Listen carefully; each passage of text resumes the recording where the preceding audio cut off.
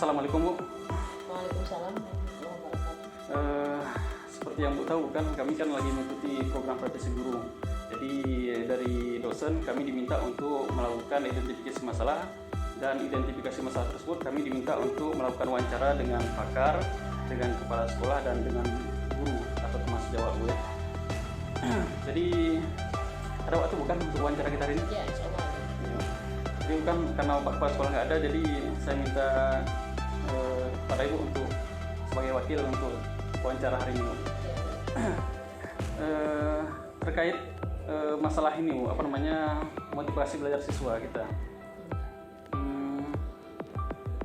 Sebelum itu saya mau tanya dulu Bu, Ibu sejak kapan bertugas di sini Bu? Saya bertugas di SMA ini Januari 2008. Januari 2008. Oh, itu udah lama Bu ya? Iya, lumayan. Sejak Ibu semenjak Ibu bertugas ini, kira-kira bagaimana motivasi belajar siswa yang Ibu lihat? Yang saya lihat dari tahun ke tahun, motivasi belajar siswa di sekolah ini memang masih sangat rendah. Mungkin siswa umumnya tinggal di pedesaan-pedesaan yang tugasnya ketika pulang sekolah juga dibebankan orang tua untuk membantu orang tua. Jadi mereka kurang punya waktu untuk belajar di luar proses pembelajaran di sekolah yang saya lihat. Kemudian ketika di sekolah juga mereka minat belajarnya agak kurang saya lihat, karena mereka mungkin menganggap sekolah ini hanya sekedar melepaskan tanggung jawab yang saya lihat. Tapi memang ada juga beberapa siswa yang mau belajar, tapi pada umumnya memang 72% itu masih rendah, masih 75% itu belum ada minatnya. Tapi bentuknya karena faktor ya, ekonomi gitu. Ya, salah satunya saya lihat faktor ekonomi orang tua mungkin kurang mendukung mereka. Jadi ketika pulang sekolah mungkin dibebankan dengan pekerjaan membantu orang tua, sehingga mereka tidak punya waktu, dan di sekolah pun mereka sepertinya memang sudah agak kelelahan yang kita lihat, sehingga fokus mereka untuk belajar itu sangat kurang. Kira-kira bagaimana Bu usaha kita untuk meningkatkan motivasi belajar siswa supaya lebih meningkat gitu Bu? Yang pertama menurut saya yang selama ini mungkin kita masih kurang melakukan, yaitu pendekatan dengan orang tua siswa. Artinya orang tua siswa jarang kita panggil ke sekolah. Kalaupun kita panggil mungkin hanya bagi siswa kelas 3 saja ketika mereka akan ujian akhir, atau pada saat kita akan mengadakan les tambahan sore saja. Jadi di awal-awal ketika siswa itu di kelas 1 atau di kelas 2, kita memang tidak pernah memanggil mereka gitu. Jadi perlu kita memanggil orang tua untuk kita berikan sedikit sosialisasi atau arahan agar mereka memotivasi juga anak-anak mereka itu dari di rumah selama di luar jam pelajaran. Jangan sempat ke sekolah telat gitu Bu. Iya, jangan sampai ke sekolah misalnya nggak telat, kemudian PR nggak dikerjakan. Jadi pengawasan orang tua juga dukungan dari orang tua itu yang saya lihat sangat kurang juga di sekolah kita. Orang tua siswa itu memang kurang berperan dalam mendukung pendidikan anak di sekolah. Kemudian terkait literasi Bu, kira-kira bagaimana program literasi kita di sekolah Bu? Kamu selama ini? Untuk program literasi, saya memang sejak tahun itu ada membuat program literasi. Misalnya yang sudah dilakukan sekolah itu, kita yang pertama ada perpustakaan, yang kedua ada pondok baca. Jadi dua sarana ini kita harapkan dapat mendukung berjalannya program literasi. Namun sampai saat ini program literasi di sekolah kita masih juga agak rendah. Saya lihat karena memang yang pertama tadi minat siswanya untuk membaca itu memang kita akui memang siswa kita masih kurang. Kemudian buku-buku yang tersedia di sekolah juga masih sangat terbatas. Itu juga salah satu faktor mungkin yang bisa kita katakan kurang berjalannya dengan maksimal literasi ini, faktor itu. Jadi buku-buku yang tersedia di sekolah itu memang masih sangat terbatas, masih hanya sebatas buku mata pelajaran saja. Penunjang untuk referensi lain belum ada. Belum ada. Jadi bagaimana kira-kira usaha kita untuk meningkatkan literasi siswa kita? usaha yang sudah kita lakukan di dalam proses pembelajaran, kita selalu menekankan kepada guru bahwa sebelum proses belajar mengajar mereka menyediakan sedikit waktu 10 atau 15 menit untuk memberikan kesempatan kepada siswa untuk membaca ataupun mengamati, baik itu membaca buku paket ataupun mengamati tayangan PowerPoint materi yang diberikan oleh guru. Jadi itu memang disediakan waktu khusus. Walaupun memang di luar itu kadang-kadang memang kurang, siswa kita masih kurang inisiatif sendiri, itu masih kurang gitu. Tapi kita melalui guru kita kondisikan untuk memberikan waktu 10 atau 15 menit siswa itu bisa dia membaca gitu. Jadi seakan-akan yang kita paksa gitu. Untuk ini apa ya? Iya. Bisa Iya. terbiasa anak-anak Iya, supaya terbiasa. literasinya lebih bagus ya. Kemudian Bu, terkait dengan model pembelajaran, kira-kira guru kita sudah menerapkan nggak model pembelajaran di kelas setiap mengajar gitu? Yang saya lihat guru kita kan di rapat kita selalu mengarahkan atau membimbing guru-guru kita dalam mengajar itu jangan berfokus pada model pembelajaran ceramah.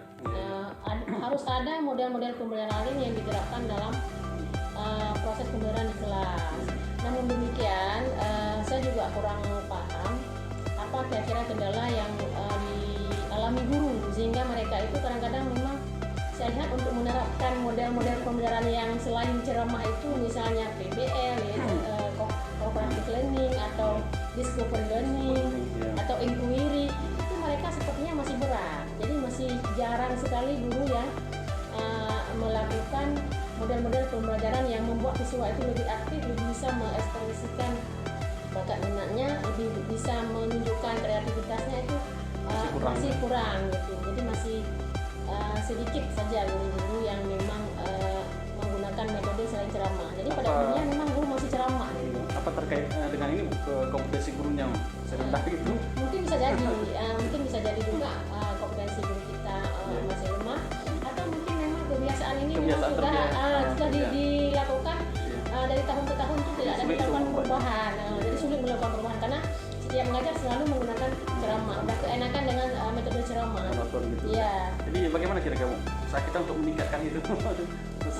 Saya pikir untuk meningkatkan kompetensi guru di bidang penerapan model-model pembelajaran ini dalam proses kegiatan mengajar di sekolah, belajar mengajar di sekolah, mungkin kepala sekolah bisa melaksanakan suatu workshop yang memaparkan tentang model-model pembelajaran yang terbaru yang membuat siswa itu lebih aktif, lebih semangat untuk belajar. Jadi model-model pembelajaran itu langsung dipraktekkan sesama guru. Jadi tidak hanya diberikan teori saja, sehingga guru-guru itu kalau teori saja mungkin lebih sulit sedikit memahami atau menerapkannya dalam kelas. Jadi langsung praktek. Terus kalau model pembelajaran NHT misalnya, number head together, bagaimana proses pelaksanaan di kelas itu? Sintangnya itu bagaimana langsung guru-guru berperan sesama guru, misalnya ada yang berperan sebagai siswa, mungkin sebagai guru.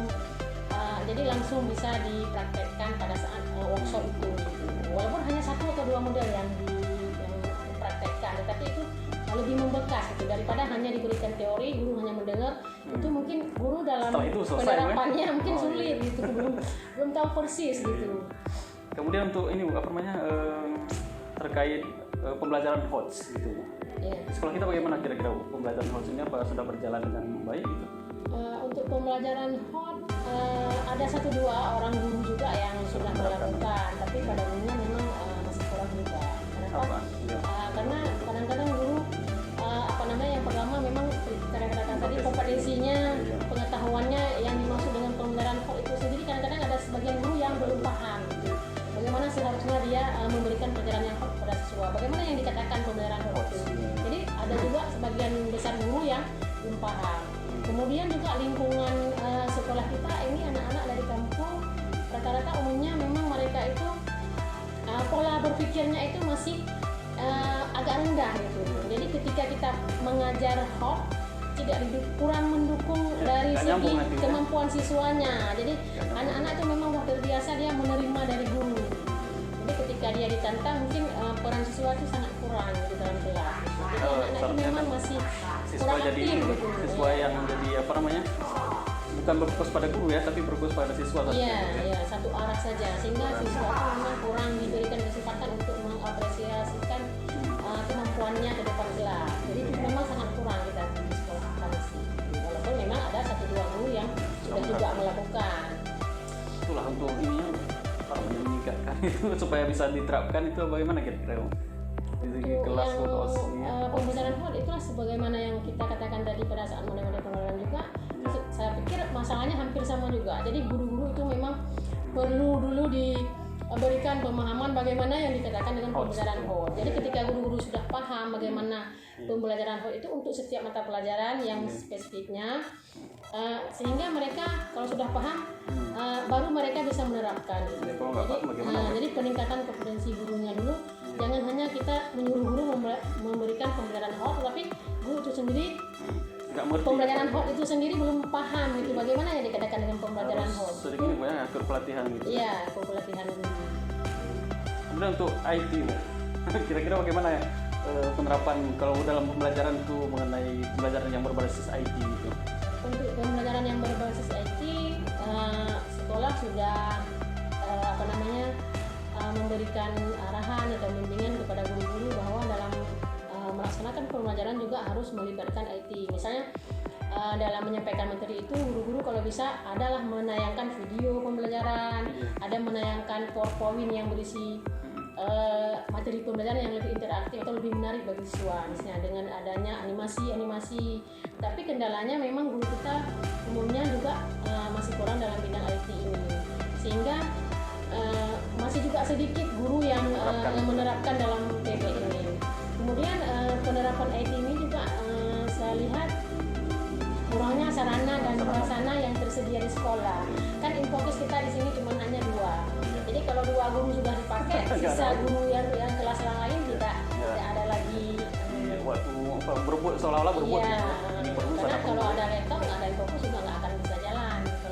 Kira-kira program kita ke sekolah, kira-kira untuk meningkatkan sarana. Ya, kita bisa mengusulkan kepada sekolah untuk penyediaan Infocus yang lebih banyak lagi. Misalnya dianggarkan setiap tahun itu ada 2, setiap tahun 20, sehingga ada penambahan Infocus, sehingga guru-guru itu tidak ada alasan lagi tidak ada Infocus ketika harus mengajar menggunakan IT. Berbasis IT itu ya. Berbasis IT.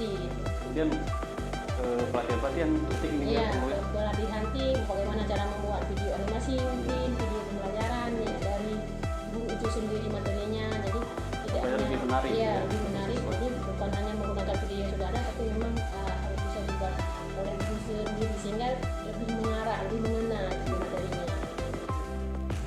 Baik, mungkin itu saja ya identifikasi masalah kami yang perlu kami tanyakan ke Ibu selaku wakil kepala sekolah untuk hari ini.